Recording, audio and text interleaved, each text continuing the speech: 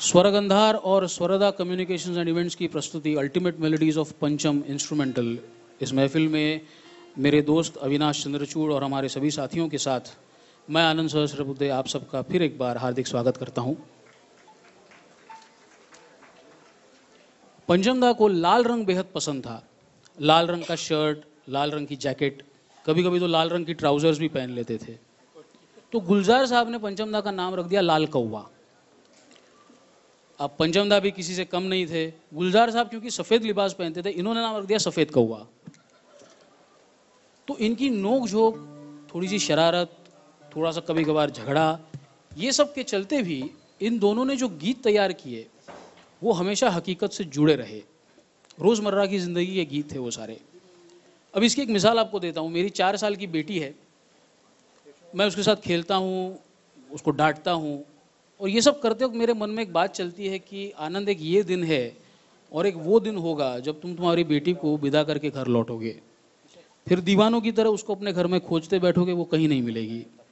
उसके साथ बिताए हुए वो सारे पल ढूंढते फिरोगे, वो पल भी नहीं मिलेंगे। क्योंकि पल एक बार बीत गया सो बीत गया, फिर वो पल आपको मिलता नहीं है। अगर कुछ मिलती है तो वो सारे पलों की एक कहानी। और यही बात गुलजार साहब ने देखिए कितनी खूबसूरती के साथ कह दी। एक बार वक्त से लम्हा गिरा कहीं, वहाँ दास्तां मिली लम्हा कहीं नहीं। एक कॉमेडी फिल्म में एक फिलोसॉफिकल गीत रखना, ये एक बहुत बड़ी सोच है। और उससे भी बड़ी सोच है एक कॉमेडी फिल्म में एक फिलोसॉफिकल गीत को इस तरीके से धुन में ढालना कि वो फिलोसॉफिकल लगे ही नहीं जब तक आप उस पर गौर न करें। इस गीत का जो इंट्रोडक्शन म्यूजिक है, मैं चाहता हूँ आप उस पर ध्यान दें। बेल्स, ग्लॉकनस्पील, ऐसे कुछ इंस्ट्रूमेंट्स को लेकर वो पहला इंट्रोडक्शन का एक पीस बजता है। मान लीजिए जैसे अलग अलग किस्म के लम्हे आपकी तरफ आ रहे हैं, खुशी के, गम के, मोहब्बत के, जुदाई के, मिलन के। फिर उसके बाद एक ट्रम्पेट का डीले आता है, फिर एक अकॉर्डियन का डीले आता है। ये जाहिर करता है कि वो आए हुए लम्हों में से एक एक लम्हा बीतता चला जा रहा है। कोई लम्हा उस ट्रम्पेट की आवाज़ की तरह बड़ी मुश्किल से, भारी भरकम तरीके से गुजर रहा है। कोई लम्हा उस अकॉर्डियन की मधुर मीठी सी आवाज़ की तरीके से बस यूं आया और यूं चला गया, ऐसा हो रहा है। इस इंट्रोडक्शन म्यूज़िक को सुनते वक्त आप इस बात पे ज़रा गौर कीजिए। ये गीत आपके सामने अकॉर्डियन पर पेश कर रहे हैं सत्यजीत प्रभु। आइए सुनते हैं।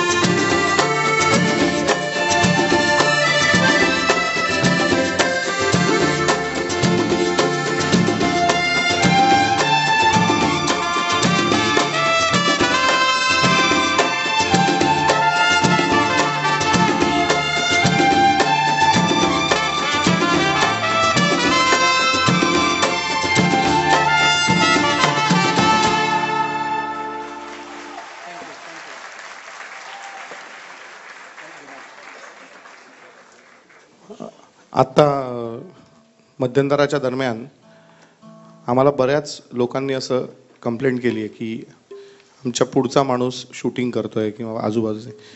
मी तुम्हाला परत विनंती करतो, प्लीज कुठल्याही प्रकारचं व्हिडिओ शूटिंग किंवा ऑडिओ रेकॉर्डिंग प्लीज करू नका. जर खरंच आत्ता आम्हाला दिसलं इथे पुन्हा, तर मात्र नक्की हा कार्यक्रम आम्ही मध्ये थांबवू. प्लीज माझी विनंती आहे. धन्यवाद. पंचम दा के करियर के बारे में अगर बात की जाए तो उनके संगीत निर्देशन में मोहम्मद रफ़ी साहब ने 120 गीत गाए, लता जी ने 363 गीत गाए, किशोर दा ने 558 गीत गाए और आशा जी ने सिर्फ 840. 1961 से 1994 तक अगर उनका कार्यकाल माना जाए तो पंचम दा ने कुल मिलाकर 332 फिल्मों को संगीत दिया, जिनमें हिंदी, बांग्ला, तेलुगु, तमिल, उड़िया, मराठी ऐसी फिल्में शामिल हैं. इसके अलावा एक डॉक्यूमेंट्री, 5 टेलीविज़न प्रोजेक्ट्स और 4 प्राइवेट एल्बम्स में पंचम दा का संगीत रहा. फिल्मों के दौरान कई अभिनेताओं से पंचम दा की बड़ी गहरी दोस्ती हुई. इनमें से एक थे अभिनेता ऋषि कपूर. एक फिल्म की शूटिंग के लिए 5 दिन कश्मीर में पंचम दा उस यूनिट के साथ गए. पंचम दा वहाँ पर सेट्स पर नाचा करते थे, पिक्चराइजेशन देखते थे, कोई सुझाव देते थे. लेकिन 3 दिन बाद पंचम दा ने कहा कि मैं वापस घर जाना चाहता हूँ. क्यों? जब क्यों पूछा गया तो पंचम दा ने कहा मुझे मेरी हारमोनियम की बड़ी याद आ रही है, मैं घर जाना चाहता हूँ.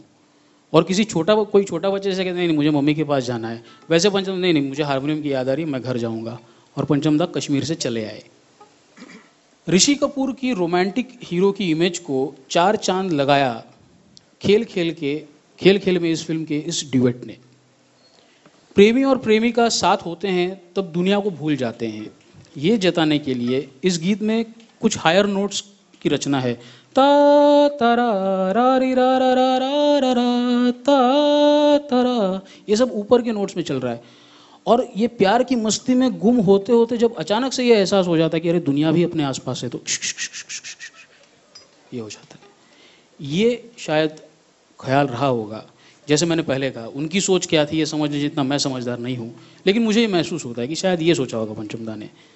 तो पियानो पर अविनाश चंद्रचूड़ और पियानिका पर आनंद सहस्रबुद्धे नाम के एक साजिंदे आपके सामने ये गीत पेश कर रहे हैं.